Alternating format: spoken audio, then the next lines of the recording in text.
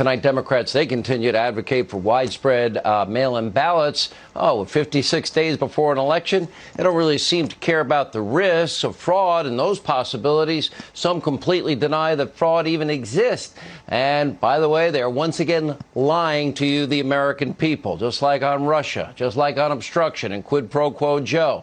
Look at the Heritage Foundation. There have been 1,285 proven cases of voter fraud in America. Look at the state of New Jersey. One city councilman, 3 others recently charged with a mail-in voter fraud scheme. Also, mail-in ballot fraud in North Carolina. That resulted in a new election. 2018, 4 cases of illegal mail-in voting schemes in Texas. That caused 2 elections to be overturned. In Georgia's June primary, 1,000 people illegally voted twice. And the New York Post just conducted a shocking interview with the top Democratic operative who spent a career committing voter fraud, mail-in voter fraud, as a matter of fact. Look at the Post. Quote, he not only changed ballots himself over the years, but led teams of fraudsters and mentored at least 20 operatives in New York, New Jersey, and Pennsylvania. Is this how you want the 2020 election decided? Because make no mistake, this is exactly what the Democrats are now pushing for. Here with more, former White House press secretary and Fox News contributor Ari Fleischer, along with former Arkansas governor, Fox News contributor Mike Huckabee. Ari, 1,285, nearly 1,000 convictions. That would say there's a real danger.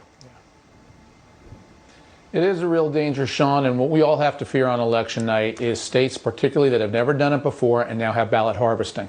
Ballot harvesting is really the biggest problem out there because what it means is it's licensing people from the parties, and it's particularly the Democrat Party that does this, to go out and subject voters to possible intimidation, to collect votes, and if they collect votes from a Republican area, not turn them in, from a Democrat area, round them up and turn them in.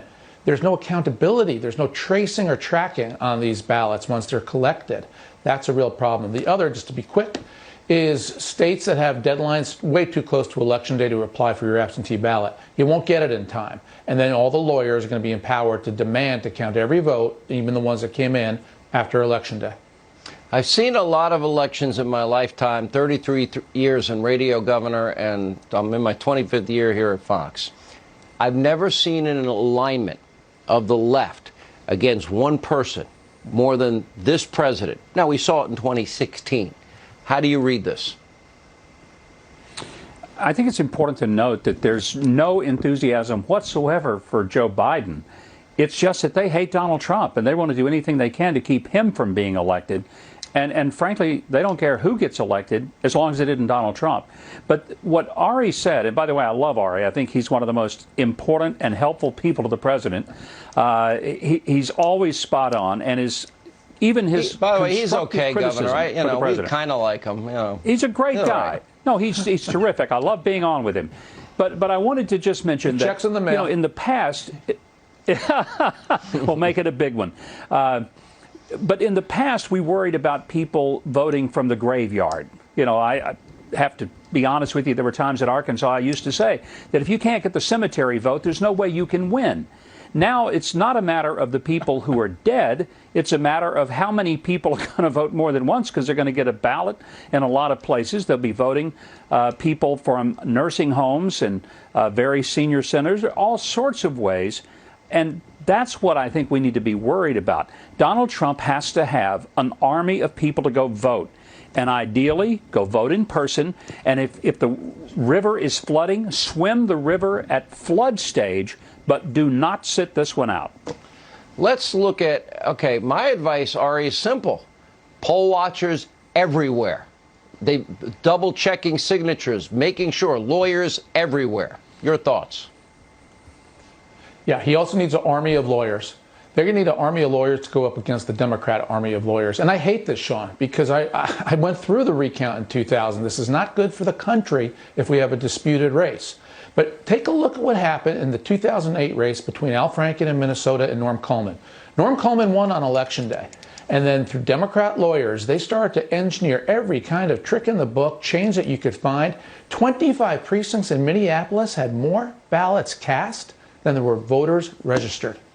And when it was brought to the attention of the judge looking at the recount, he said, there's nothing we can do about it. It's too late. We can't uncount those votes.